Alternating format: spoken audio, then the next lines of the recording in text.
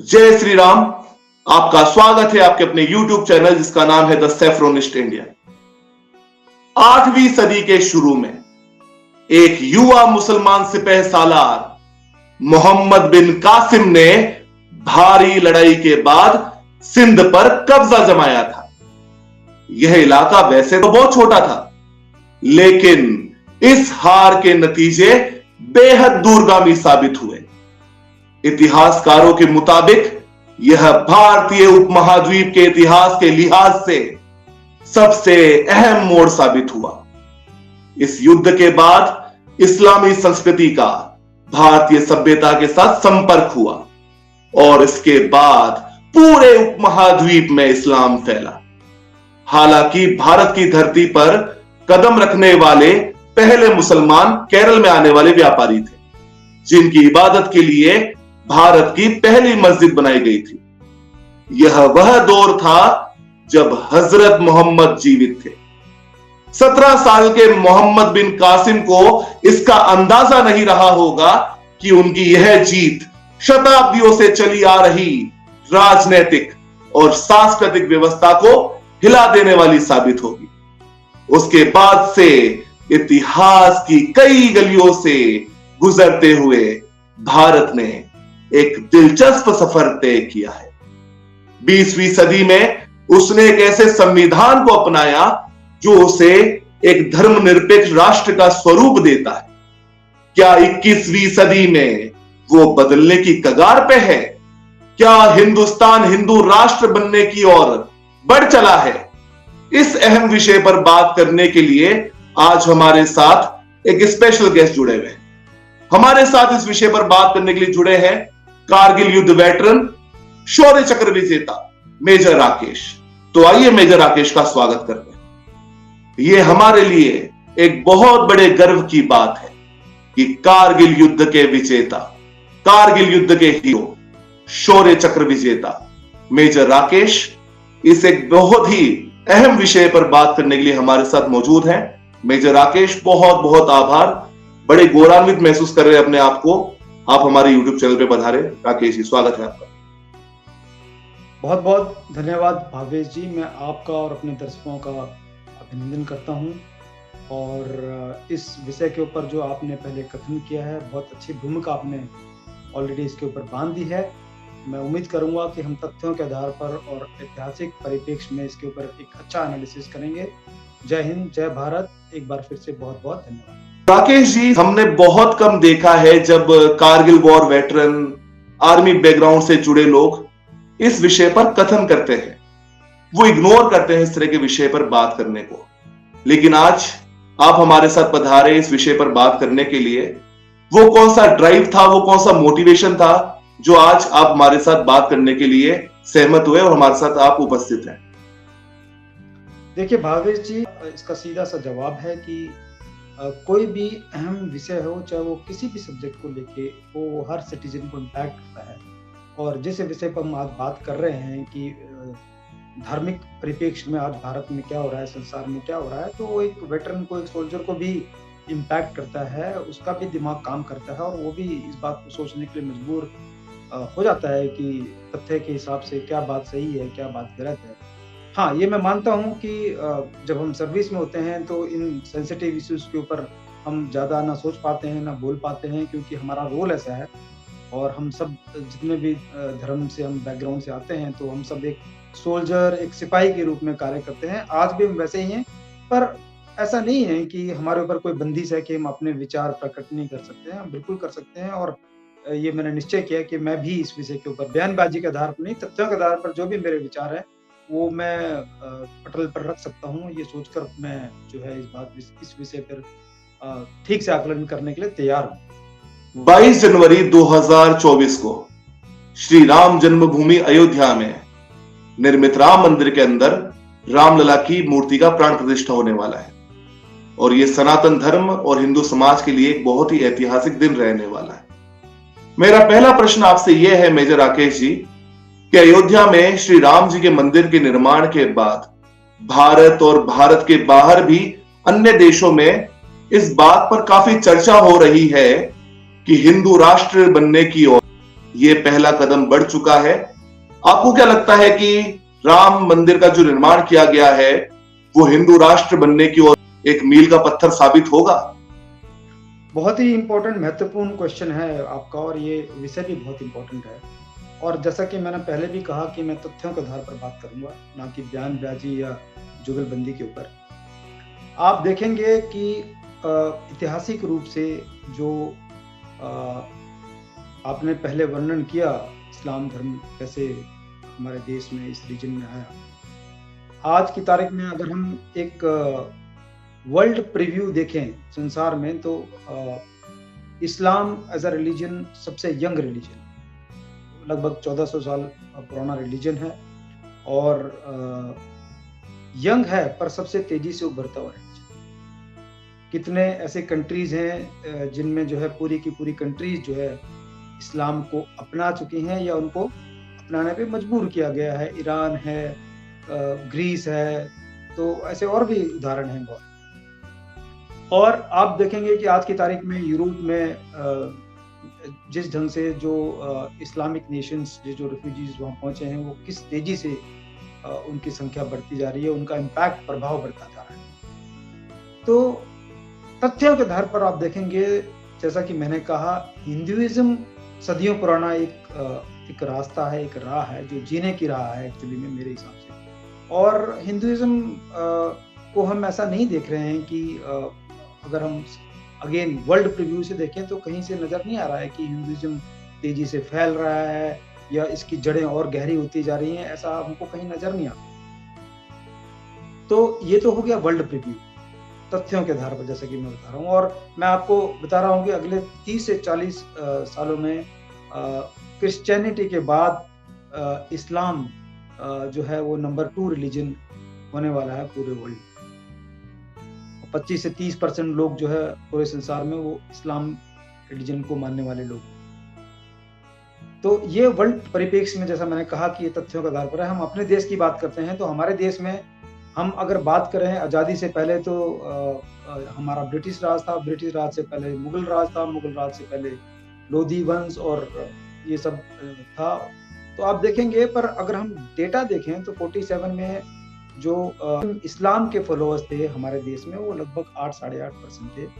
आज की तारीख में अगर ऑफिशियल परसेंटेज देखें, ऑफिशियल 20-21% है, पर मेरा मानना है कि लगभग ये फिगर 25% के आसपास है।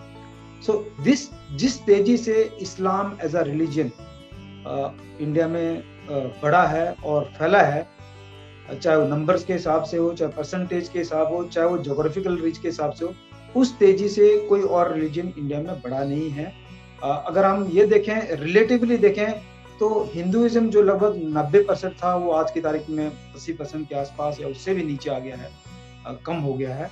और इस्लाम सबसे तेजी से उभरता हुआ रिलीजन है इंडिया। ये तथ्य के आधार पर मैं बात कर रहा हूँ जो हुआ है पिछले 70 सालों में हमारे देश में। दूसरी बात आप देखेंगे कि आपने कहा कि धर्मनिरपेक्ष, तो धर्मनिरपेक्षता की हमारे यहाँ पर जो दशा है वो ऐसी है कि आप देखिए कि चाहे हम कहते हैं कि हिंदू एक मेजॉरिटी रिलीजन है इंडिया में, बट खुलेआम सर तन से जुदा, और अगर आप 15 मिनट पुलिस हटा के देख लें तो हम दिखा देंगे, हम चाहे 25 करोड़ हैं पर हम आपको दिखा देंगे कि हम क्या ताकत रखते हैं।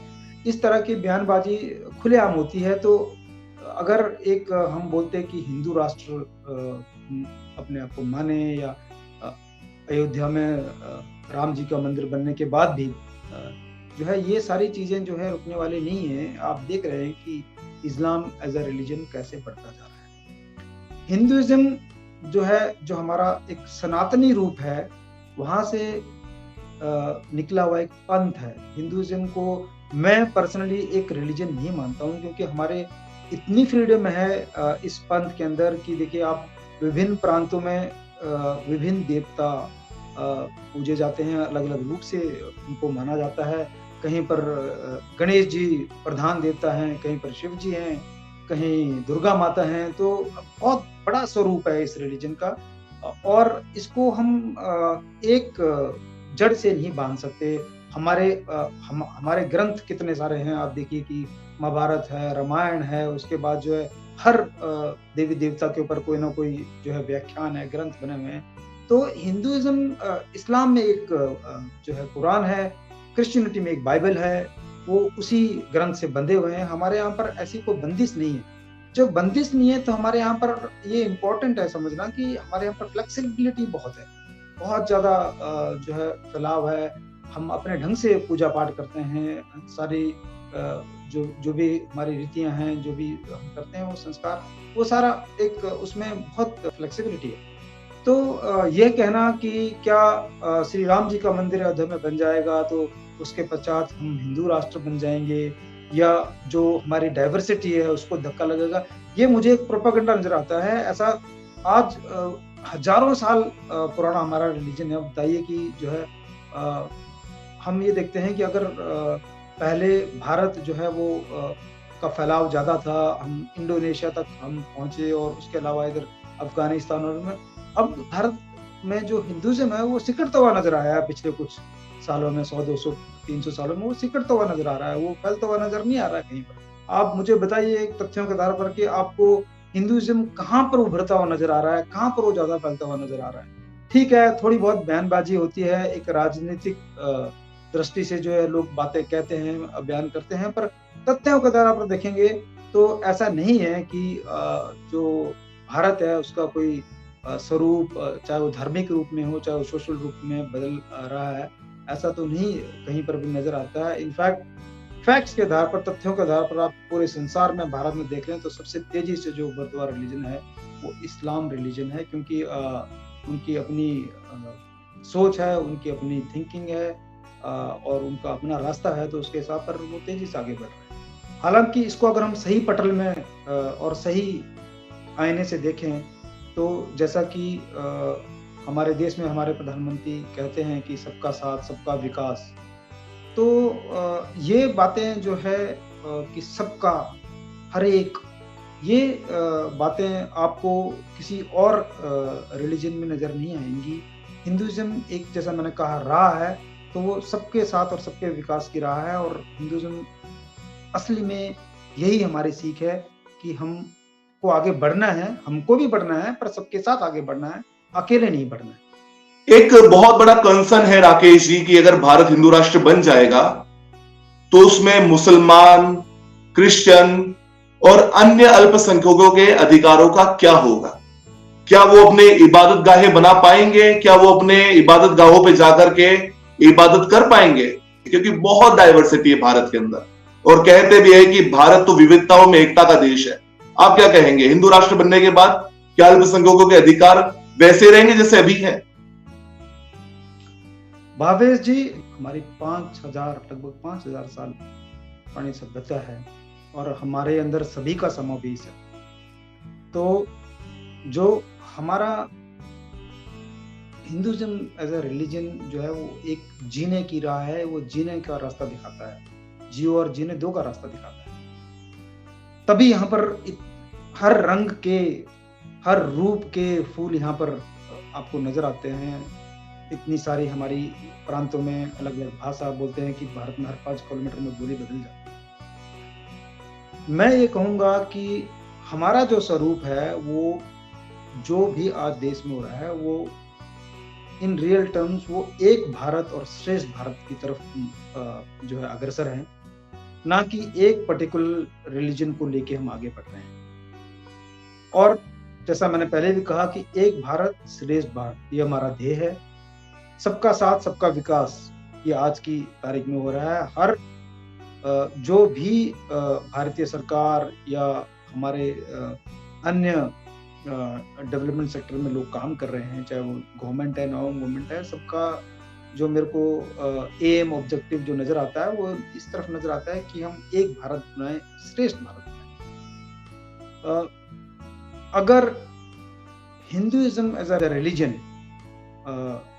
डोमिनेट करने वाली बात होती तो जो परसेंटेज हम देख रहे हैं बाकी रिलीजन्स ने जैसे यहाँ पर ग्रोथ की है, तो वो ग्रोथ पॉसिबल नहीं होती। और मैंने आपको पहले भी एक आकलन करके बताया, ऑब्जेक्टिव आकलन, कि इस्लाम प्रैक्टिस करने वाले भारत में आज से 70 साल पहले 8-9% लोग थे, आज वो लगभग 20-22% या 25% के आसपास उनकी जनसंख्या है। तो जाहिर सी बात है कि वो धर्म हिंदुस्तान में काफ़ी तेज़ी से फैला है और फैल रहा है। विश्व पटल पर क्या हो रहा है उसके बारे में आपको मैं पहले ही बता चुका। तो ये सोचना या ये कहना, ये बयानबाजी करना कि हिंदुइज़्म आगे बढ़ने से जो है बाकी किसी धर्म को कोई खतरा है या जो है बाकी लोग आगे प्रोग्रेस नहीं कर पाएँगे, ये एक प्रोपेगेंडा है और कुछ नहीं है। मैं देख रहा हूँ कि सोशल मीडिया या बाकी अन्य जो मीडिया के जो साधन है उसके ऊपर ये प्रोपेगेंडा कुछ लोग बहुत कोशिश कर रहे हैं इसको फैलाने की और काफ़ी उसके ऊपर जो है वो लोग दुनिया भर के एंगल लेके आते हैं। पर सच्चाई तथ्य के आधार पर हम देखेंगे तो भारत अगर किसी एक रास्ते पर अग्रसर हो रहा है पिछले चंद सालों से, तो वो रास्ता है एक भारत श्रेष्ठ भारत, ना कि एक रिलीजन और सिर्फ एक ही रिलीजन, ऐसा कुछ नहीं। बीजेपी के जो नेता हैं कपिल मिश्रा जी, वो एक ऑनलाइन नेटवर्क चलाते हैं जिसका नाम है हिंदू इकोसिस्टम। यह नेटवर्क हिंदू पीड़ितों के लिए काम करता है। कपिल मिश्रा जी कहते हैं कि हिंदू राष्ट्र में कोई भी अल्पसंख्यक नहीं हो, मुस्लिम दूसरे बहुसंख्यक होंगे, पहले ऑब्वियसली हिंदू ही होंगे। वो मुसलमानों को यह भरोसा दिलाना चाहते हैं कि एक हिंदू बहुसंख्यक राष्ट्र के तहत मुस्लिम सुरक्षित होंगे और उन्हें अपने धर्म के पालन करने की अनुमति हो। कपिल मिश्रा जी साथ ये भी कहते हैं कि हिंदू बहुसंख्यक जब तक शासन में रहेगा, भारत धर्मनिरपेक्ष बना रहेगा और धार्मिक सहिष्णुता का पालन करेगा। तो इस स्टेटमेंट को जो कपिल मिश्रा जी ने दिया है, उसको आप किस तरीके से देखते हैं मेजर राकेश? भावेश जी, मैं ये कहूंगा कि तारीख में भारत में कोई अल्पसंख्यक नहीं है। ये एक प्रोपेगेंडा है। भारत में हर रिलीजन के फॉलोअर को अपने तरीके से अपने रिलीजन को फॉलो करने की आजादी है। भारत में कितने भांति भांति धर्मों के लोग यहाँ पर इतने सालों से इसलिए रह रहे हैं और बिल्कुल पीसफुली रह रहे हैं क्योंकि भारत, जैसा मैंने आपको बताया कि हमारे जो हम रिलीजन से आगे बढ़कर हमारा देश एक सभ्यता है और जो हमारी सभ्यता है वो एक जीने का रास्ता दिखाता है हर इंसान को, चाहे वो किसी भी धर्म का हो। तो जो कपिल जी ने ये कहा है कि ऐसा होगा, यानी सबको आज़ादी होगी, कोई अल्पसंख्यक नहीं होगा, सब खुशी रहेंगे, मैं कहता हूं कि आप अगर फिर से तथ्यों के आधार पर देखें तो आज की तारीख में भी भारत में जितने भी धर्मों के लोग हैं वो हर पूरी आज़ादी के साथ और पूरे तौर तरीके के साथ जो भी उनके जीने के तरीके हैं या अपने रिलीजन को फॉलो करने के तरीके हैं, वो उसको आज़ादी से कर रहे हैं। किसी को कोई बंधन नहीं है सरकारी तौर पर या गैर सरकारी तौर पर कि आप इसी ढंग से रिलीजन को फॉलो कीजिए या आप ये हिंदू धर्म ये रास्ता दिखाता है तो आपको इसी रास्ते पे चलना पड़ेगा। ऐसा हमारे देश में कहीं नहीं है, किसी भी राज्य में नहीं है, किसी भी गाँव में नहीं। तो ये मैं आपसे फिर कह रहा हूँ कि जो कुछ लोग ये बातें करते हैं कि भारत में जो है एक धर्म को लेकर बहुत बड़ी बातें हो रही हैं और बाकी धर्मों को लिए खतरा हो गया, ये एक प्रोपेगेंडा है। ऐसा कुछ भी नहीं है। इस देश के अंदर मैं इतना गलियों गलियों में मैं गया हूँ और मैंने हर स्टेट में, हर राज्य में मैं छोटे छोटे गाँव में घुमा हूँ।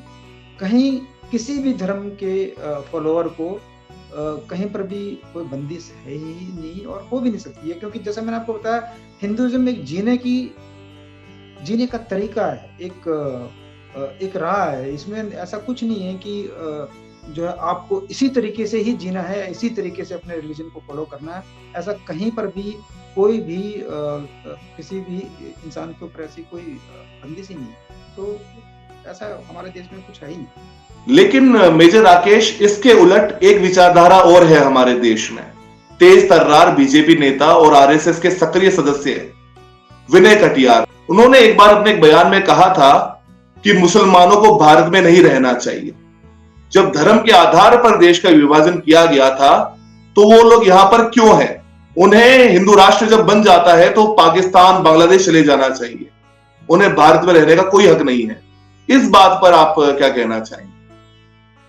देखिए, इंडिविजुअल बयानबाजी होती रहती हैं और ये हर तरफ से होती है। सिर्फ एक पर्टिकुलर जो है रिलीजन के फॉलोअर्स की तरफ से नहीं होती हैं। मैंने पहले भी आपको बताया कि कैसी-कैसी बयानबाजी हुई है। तो मैं इनके ऊपर गौर ना करके, जैसा कि मैंने कहा कि मैं तथ्य के आधार पर गौर करूँगा। 1947 में जो लोग हमारे देश से, भारत से अलग हुए और उन्हें एक नया अपना देश एस्टेब्लिश किया पाकिस्तान के रूप में, आज वहाँ पर क्या हालत है और उनकी क्या स्थिति है, ये जग ज़ाहिर है, इसके बारे में बात करने का कोई फ़ायदा नहीं। हमारे देश में जो लोग रहे और उसके बाद जो है उनकी क्या संख्या के रूप में या जीने के तौर तरीकों के रूप में उनकी क्या प्रोग्रेस हो रही है, ये सबको दिख रहा है। अगर 8-9% जो लोग थे वो आज 25% के आसपास हैं, तो जाहिर सी बात है कि उनको फ्लेक्सिबिलिटी है और उनको छूट है। अब जो ये कह देते हैं कि इनको भारत में नहीं रहना चाहिए या फलाना को यहाँ से चले जाना चाहिए, मैं कहूँगा कि हम इसको गौर ना कर ये देखें कि फिर से हिस्टोरिकली और जो फैक्ट्स हैं वो क्या कहते हैं। हिस्ट्री हमारा इतिहास और फैक्ट्स ये कहते हैं कि हमारे देश में हर रिलीजन के फॉलोअर को बहुत प्यार से और बहुत सुकून के साथ जीने की आज़ादी है और सब खुली हवा में सांस ले रहे हैं। किसी के ऊपर ऐसा नहीं है कि अगर आप हमारे आसपास के देशों में देखें तो आपको अंदाजा हो जाएगा कि इस देश में चाहे वो किसी भी धर्म के फॉलोअर, उनको जीने की कितनी आज़ादी है और वो कितने अच्छे ढंग से यहाँ पर जी रहे हैं। तो मेरे को नहीं लगता है कि इन सब चीज़ों के ऊपर हमें गौर करना चाहिए। हमें गौर ये करना चाहिए कि तथ्य क्या है। हर चीज़ देखिए भावेश जी, हर चीज़ ये फौज की एक सीख है कि हर चीज़ को तथ्यों के आधार पर, फैक्ट्स के आधार पर तोलिए, ना कि सिर्फ एक इंसान, दो इंसान क्या कह रहे हैं उसके ऊपर गौर ना कर जो हो रहा है, जो तथ्य हैं उसके ऊपर चीज का आकलन करना चाहिए, इशू का आकलन करना चाहिए। तो मैं उस आधार पर ये बात आपसे कह रहा हूँ कि भारत में सबके लिए खुली आजादी है। मेजर राकेश जी, एक सवाल मेरे मन मस्तिष्क में और आता है। अक्सर जो हिंदू होते हैं, हिंदू धार्मिक संगठन होते हैं, हिंदू सेवाभावी संगठन होते हैं, उन पे दंगे भड़काने का, मॉब लिंचिंग का आरोप लगता है। कुछ एग्जाम्पल्स मैं आपको देना चाहूंगा। गोधरा में जो हुआ वाकया, नूह मेवात के अंदर भी हिंदूवादी संगठनों के ऊपर बहुत ज्यादा आरोप लगाए गए हैं। कई ऐसे कांग्रेसी नेता है जो हिंदू संगठन आरएसएस, बजरंग दल की तुलना आईएसआईएस और बोको हराम जैसे आतंकवादी संगठनों से भी कर देते हैं। इसमें आपका आकलन क्या है? देखिए, मैं इस विषय पर ये बात खुल के कहूं कि ये एक रिलीजन इशू ना होके एक लॉ एंड ऑर्डर इशू होता है, जिसको कि एक रिलीजन का धार्मिक एक चोला पहनाया जाता है और उसके ऊपर राजनीति की जाती है। अगर ये सब तथ्य होते तो हम फिर फैक्ट्स की बात कर रहे हैं कि यहाँ पर हर रिलीजन फला और फूला है, हमारे देश में सबका विकास है। और जैसा कि मैंने आपको बताया कि जो आपने जिन ग्रुप्स का नाम लिया, अगर ये ग्रुप इतने खतरनाक होते तो आज की तारीख में देश विदेशों में जो है हिंदुइज्म के फॉलोअर्स, अनुयायी जो है वो करोड़ों की तादाद में बढ़ गए होते। और हम जो है एक जो एक्सपेंशन करने की, रिलीजन को आगे बढ़ाने की जो प्रथा है उसके ऊपर हम काम कर रहे होते हर जगह। और हम शायद इतने हजारों साल पुराने होने के बाद अगर हम ऐसी ही हमारी विचारधारा होती है और ऐसा अगर माइंडसेट होता तो हम आज वर्ल्ड का इन टर्म्स ऑफ संख्या, स्ट्रेंथ के हिसाब से हम सबसे बड़े रिलीजन होते। हम सबसे पुरानी सभ्यता है, हम सबसे पुराना रिलीजन है। पर ऐसा कुछ भी नहीं हुआ है। आप देखेंगे कि जैसे मैंने बताया कि चंद सालों में तो हिंदुइज्म सिकुड़ा ही है, वो कम ही हुआ है। आज भी हमारे आप देखिए कि राजा महाराजाओं के बनाए हुए अवशेष मंदिर जो है किन किन देशों में पाए जाते हैं। और हमारे यहाँ से तो सारे रिलीजियंस का, बुद्धिज्म का, जैनिज्म का, सिखिज्म, अलग अलग पंथ निकले हैं यहाँ से, क्योंकि हमारे यहाँ पर ऐतिहासिक रूप से और तथ्य के आधार के रूप से आज़ादी रही है और वो आज़ादी आज भी है। तो आप उठा के देख लीजिए आज की तारीख में जितने भी वर्ल्ड के टेररिस्ट ऑर्गेनाइजेशंस हैं, जो रिकॉग्नाइज्ड टेररिस्ट ऑर्गेनाइजेशंस हैं, उनको और उनके आप कार्यों को देखिए, वो किस ढंग से ऑपरेट करते हैं और वो कैसे कत्ल मचाते हैं। तो आपको ये बिल्कुल आईना साफ नजर आता है कि जो है किस रिलीजन के फॉलोअर्स की क्या एक्टिविटीज हैं, कैसे वो रिलीजन्स को, अपने रिलीजन को आगे बढ़ाने के लिए, कन्वर्ट करने के लिए दूसरे लोगों को और दूसरे समुदायों को वो प्रेशराइज करते हैं और कैसी उनकी एक्टिविटीज हैं। तो ये तो आप देखिए कि जैसा मैंने आपको कहा कि आज से 70 साल पहले अगर हम 90% से ऊपर थे हमारे देश में ही, तो आज हम जो है एक्चुअली में हमारा जो प्रपोर्शन है इन टर्म्स ऑफ रिलीजन या स्ट्रेंथ, वो पिछले 70 सालों में नीचे ही आया है, ऊपर नहीं गया है। हमारे देश में नीचे आया है तो बाहर की क्या बात करें। तो जैसा कि मैंने कहा कि ऐसा ये बिल्कुल अगेन ये एक सिर्फ कहने की बात है, इसमें कोई सच्चाई नहीं है, कोई तथ्य नहीं है। हिंदुइज्म एज अ एक, जैसे मैंने कहा कि as a way of life किसी के लिए भी ना कोई खतरा है, ना हम किसी को दबाते हैं, प्रेशराइज करते हैं। ठीक है, कहीं ना कहीं लॉ एंड ऑर्डर इश्यूज आते हैं, उनके पीछे भी कारण है, वो एक अलग मुद्दा है जिसको अलग ढंग से हम डिस्कस कर सकते हैं। पर इसको धार्मिक रूप से इस एंगल से देखना सिर्फ एक प्रोपेगेंडा है और कुछ नहीं है। मैं पूरी तरह कॉन्फिडेंट हूँ कि जो मैं बात कर रहा हूँ वो पूरी की पूरी तथ्यों के आधार पर और फैक्ट्स के आधार पर आधारित है। मेजर राकेश जी, जो अभी आपने पूरा एक अपना वक्तव्य रखा है, उस पर मुझे अटल बिहारी वाजपेयी जी की कविता की कुछ पंक्तियां याद आती हैं।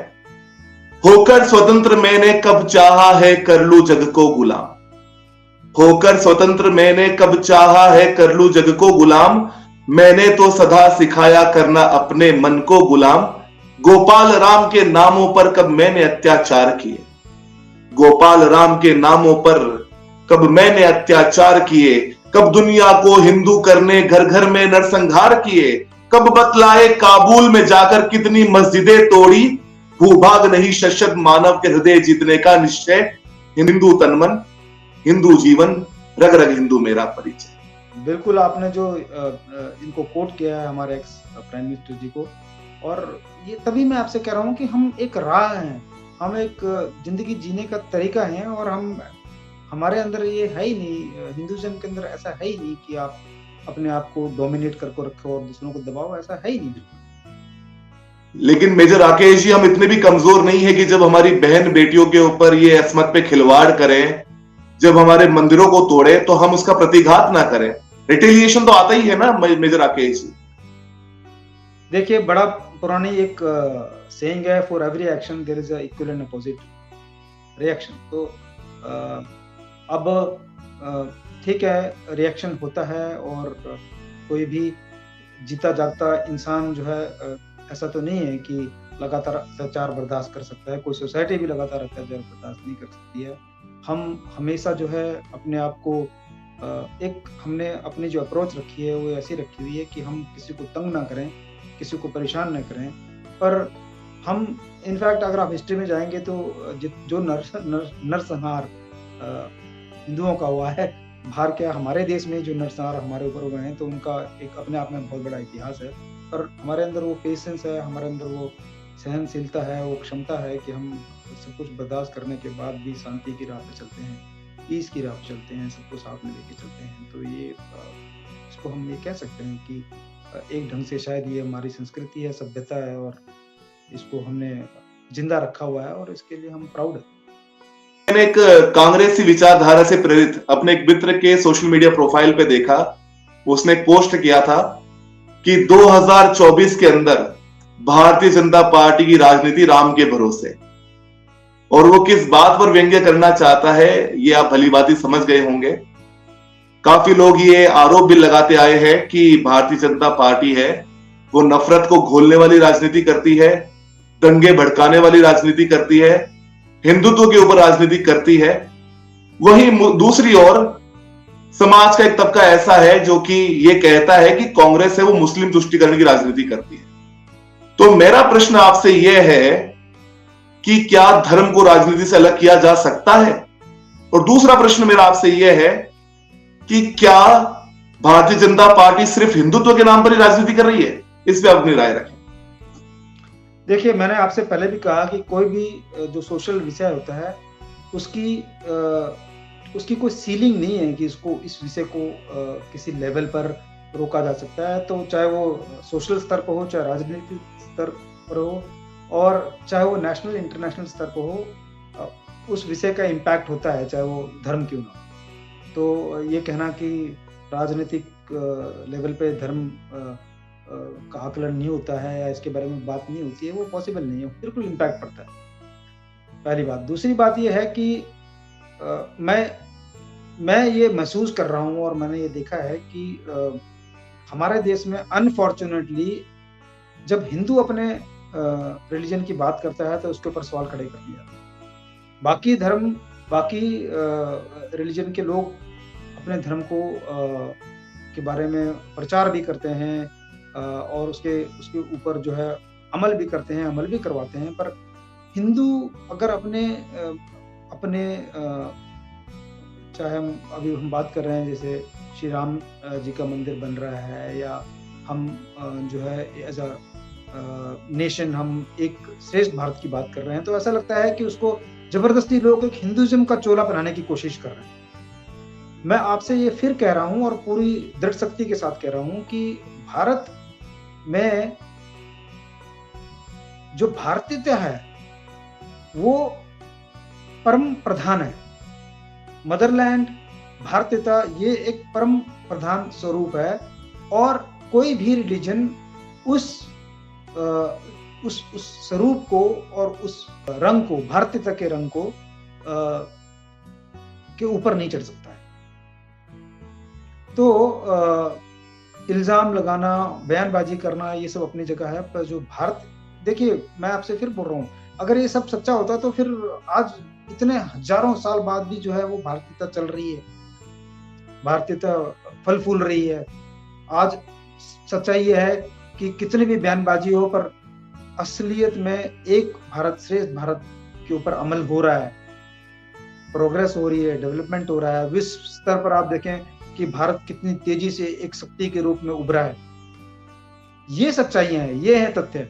तो अब क्या है कि ना सिर्फ देश के बाहर पर देश के अंदर भी काफी ऐसे चेहरे हैं जिनको ये सब जो पॉजिटिव डेवलपमेंट हो रहे हैं इनसे तकलीफ होती है।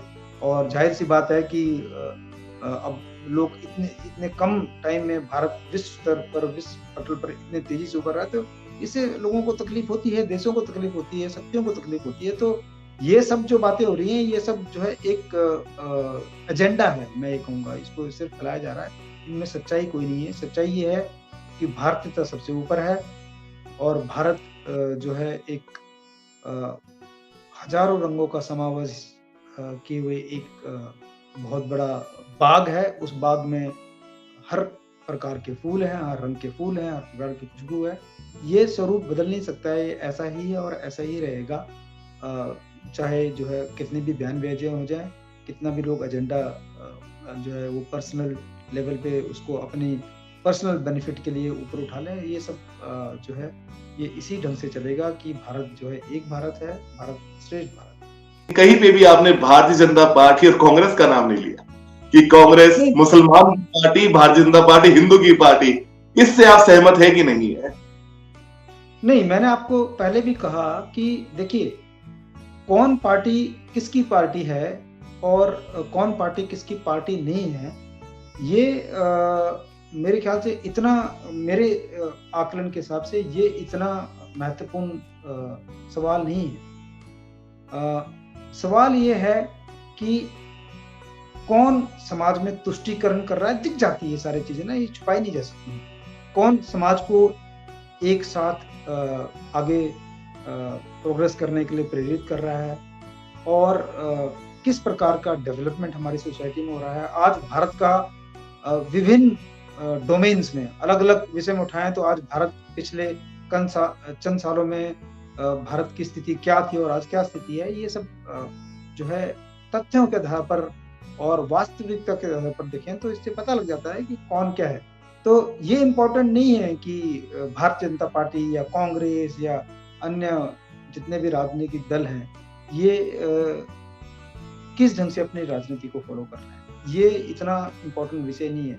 इम्पोर्टेंट विषय ये है कि हमारे समाज का स्वरूप क्या है, भारत की स्थिति क्या है, भारत एज अ कंट्री का लेवल क्या है और वो आगे कैसा दिखता है, वो आईना कैसा दिखता है, ये हमारे लिए ज़्यादा इम्पोर्टेंट है। हम इन विषयों के ऊपर अगर ज़्यादा सोच करेंगे, विचार करेंगे, आकलन करेंगे तो जो पार्टीज हैं वो अपना कार्य करते रहेंगी। वो भी हमारे समाज, देखिए भावेश जी, भारतीय जनता पार्टी हो या कांग्रेस हो या कोई भी, लोग कहते हैं कि कई लोग जो है राजनीतिकों को जो है काफी उल्टा सीधा कहते हैं कि भाई ये ऐसे हैं वैसे हैं। मैं इस बात से बिल्कुल भी जो है सहमत नहीं हूँ, क्योंकि चाहे वो राजनीतिक हैं, चाहे वो अफसरशाही है, चाहे वो सोल्जर्स हैं, हमारे जैसे सोल्जर्स, हम जो हमारा समाज है उस समाज से ही निकल के आते हैं और हम उसका एक आईना है। हम कोई आसमान से नहीं टपके हैं, हम हमारे समाज का ही आईना है। तो जो कुछ भी हम देखते हैं, चाहे वो राजनीति में है, चाहे वो किसी और एरिया में है, वो इस समाज का, हमारे समाज का एक आईना है और वो आईना ही सच्चाई है। और मैंने जैसे कहा कि जो मेरा आकलन है वो ये कहता है कि भारत जो है वो एक बहुत बड़ा बगीचा है जिसमें विभिन्न रंगों के और प्रकार के फूल हैं और ये ऐसा था, ऐसा है और ये बदलने वाला नहीं। धन्यवाद। जय हिंद। बहुत ही अच्छा एक सेशन रहा आपके साथ में और आपने सभी प्रश्नों का उत्तर बहुत ही सहज भाव के साथ और बड़ी ईमानदारी के साथ दिया। तथ्यों के साथ आपने सारे प्रश्नों का उत्तर दिया। मैं आपका बहुत बहुत धन्यवाद करना चाहता हूं जो आज आप हमारे साथ जुड़े हैं, आप हमारे साथ इन विषयों पे बात कर रहे हैं और मैं चाहूंगा कि आप इस प्रकार से अपनी सेवाएं अन्य विषयों पर भी देते रहें जो राष्ट्र हित के विषय हो। बहुत बहुत धन्यवाद देना चाहूंगा मेजर राकेश। धन्यवाद। जय हिंद। एक सवाल जाते जाते ये बताइए कि हिंदू राष्ट्र बन रहा है तो कब बन रहा है, इसका जवाब क्या है? हिंदू राष्ट्र मैंने आपको कहा कि जब हमारे देश में धर्म निरपेक्षता हम प्रैक्टिस करते हैं, हर धर्म को अपने तौर तरीके से अपने धर्म को फॉलो करने की पूरी आजादी है। तो मैंने आपको बताया पहले भी कि हिंदुइज्म ही एक ऐसा समुद्र है जिसमें से हजारों रास्ते निकलते हैं, या मैं कहूँ कि हिंदुइज्म वो नदी है जिसमें से उसके बाद हजारों अलग अलग नदियां निकलती हैं, अपने तरीके से बहती हैं और उसके बाद वो सब मिलके उनका समावेश एक जगह हो जाता है। तो ये कहना कि बन रहा है या बनेगा, ये हमारी संस्कृति और सभ्यता है, ये चल रही है, चल रही थी, चलती रहेगी, ऐसे ही रहेगी। यदि धर्मस्ततो जयः, अर्थात जहां धर्म है वहां जीत है। लड़ेंगे हम, जीतेंगे हम। इस वीडियो को लाइक, शेयर, सब्सक्राइब करना ना भूलें। जय श्री राम, भारत माता की जय, वंदे मातरम, जय हिंद। जय भारत, जय हिंद।